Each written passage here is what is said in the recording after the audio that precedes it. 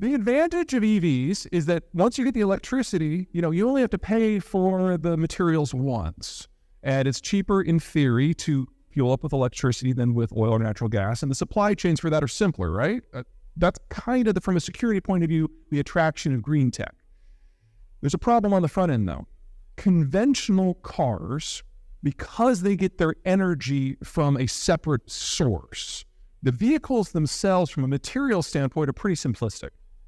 But EVs are electric, far more complicated, order of magnitude more complicated to build and needing more materials. This kind of represents what you need, inputs for electric cars in the top versus conventionals. Here's the same data, but now for power generation. So you've got wind and solar at the top, coal and natural gas at the bottom. The issue is primarily one of exposure. A coal plant can have a roof. A solar panel cannot. You have to insure it against the elements, if you will, and that takes a lot more materials. Copper, nickel, cobalt, and zinc. Russia is one of the 3 largest suppliers in the world.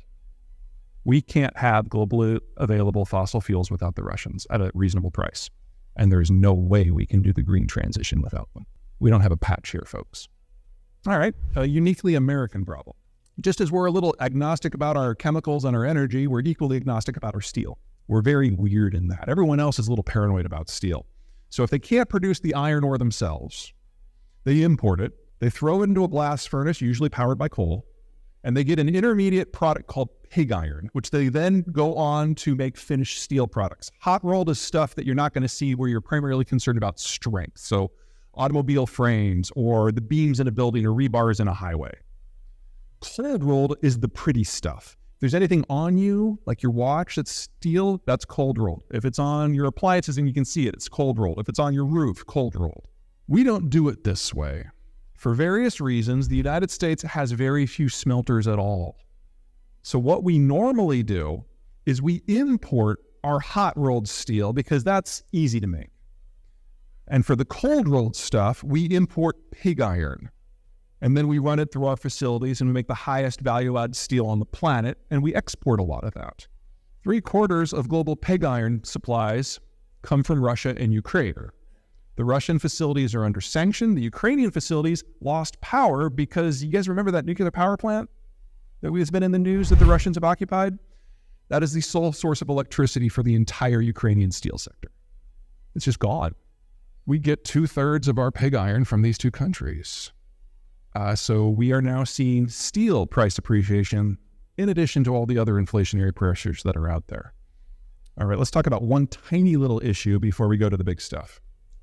Chairman Xi has created history's tightest cult of personality. He has prosecuted or imprisoned or exiled everyone in China that is capable of independent thought. He has shot the messenger so many times, literally, that no one will bring him information any longer. Not information they're afraid he won't like, information. When Putin lied to his face a week before the war started, saying that he had no intention of starting a war, the people in the back of the room had to just be horrified because they knew they couldn't challenge Putin. When the power outages started last May, it's obvious from policy in China that Xi didn't find out about it until September. We didn't get our first policy to deal with it until February. COVID's a fun one. We're in the South here. I'm going to go out on a limb and guess that there's a diversity of opinions on COVID. Some of us are part of the vaccine crowd. Some of us think that natural immunity is the only way to go. And I think if we're all being honest with one another, or at least with ourselves at home in the dark with the lights out and the doors locked, that the other side has some points that are worth consideration. But neither of these are options for China. The Chinese system has been sufficiently successful in keeping COVID away from the general population that no one has natural immunity.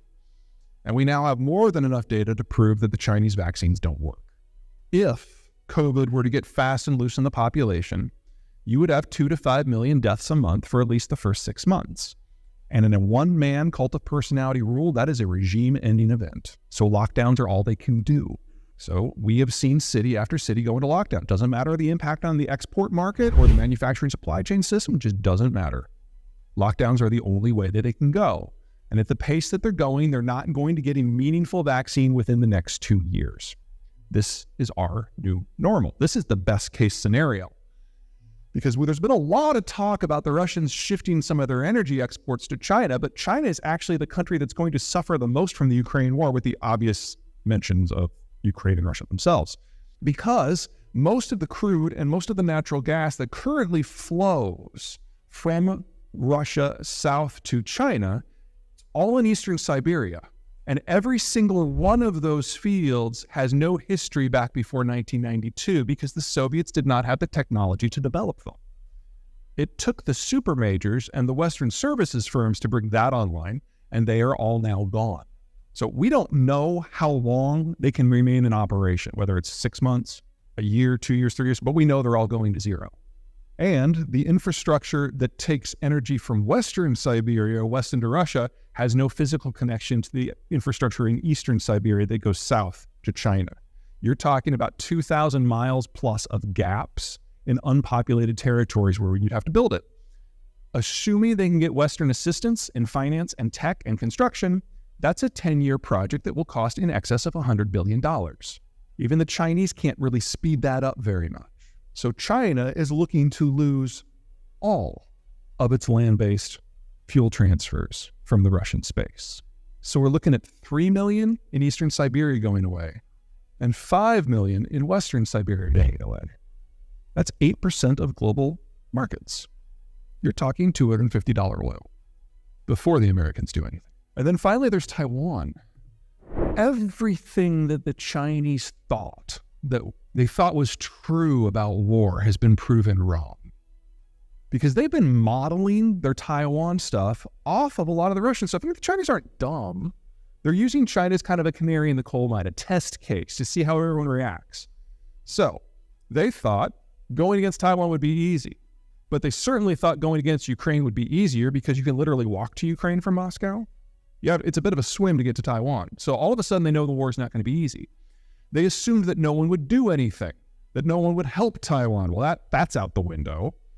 They assumed that no one would punish Russia because it was too important to international economics.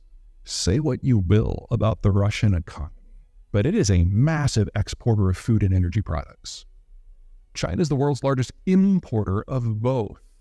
If you take the sanctions that are against the Russians today and put them on the Chinese, you have industrial collapse and famine in less than 6 months, and probably more than 500 million dead from famine within 3 years.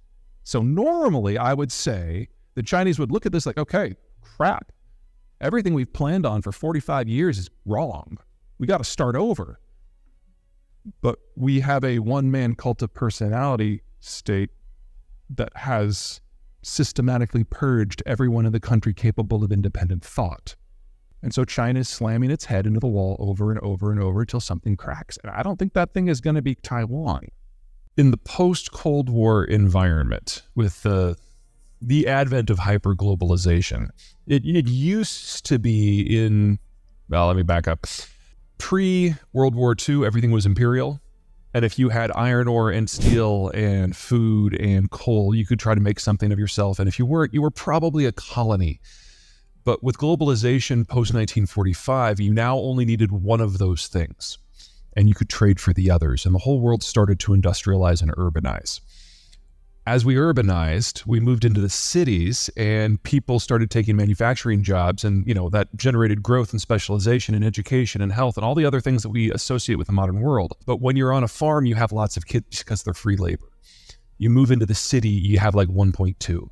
And so we have been in a stage of ever-accelerating population crashes now in parts of the world for 75 years. In the post-Cold War environment, when the end of history happened, everything about globalization and the Cold War kicked into high gear, and the countries that had not embraced it yet did. And most of the economic growth we have experienced globally since 1990 has been about metabolizing assets and countries and populations and resources that were not involved before 1990. And that is roughly half of the world. And this is the story of the Brazilian agricultural explosion, or the Russian commodities explosion, or the Chinese manufacturing explosion. But it was all happening against the backdrop of that demographic collapse. When you stop having kids, at first you generate a lot of growth, because if you're in your 20s and your 30s and you have no kids, you're not spending money on diapers and school. you're spending it on cars and condos. It's a lot more high octane. And you get the growth story we've seen in the developing world, especially in China. But when you then are in your 50s, where they are now, the growth stops because you've got everything that you need. And when you retire, it all stops completely. So what we're seeing now in the 2020s is a lot of the world has aged into this point where the growth story is over and the production story is over, and there isn't a story moving forward. So we've had 35 years roughly of the greatest economic growth in the most open system in the world, but it was never more than a geopolitical and a demographic moment in time. And this decade, it was always going to end. And it can be sped up, and we're seeing that now. COVID sped it up. The Ukraine war is speeding it up. The complete descent of China to narcissistic cult of personality, not narcissism, is speeding it up. And we are looking at the end of the world that we understand in probably the next 36 months. Not all countries are created equal. Not all demographics are structured the same. So if you're in a position where today's 50-somethings actually had kids, so there's a replacement generation, you're not having a consumption crisis. If anything, you might be having inflation because of consumption. And that's what we're seeing here in the United States. If you are on a chunk of geography where you're physically secure, then if global trade breaks down, you really don't have a problem. And so for the United States, only 12% of GDP is involved in international trade, but half of that is in NAFTA. Whereas for the Chinese, the number is closer to 40%. And that includes the mass import of the energy they need to keep the lights on and the food they need to keep the population alive. So, obviously you interfere with international trade and China ceases to exist as an entity.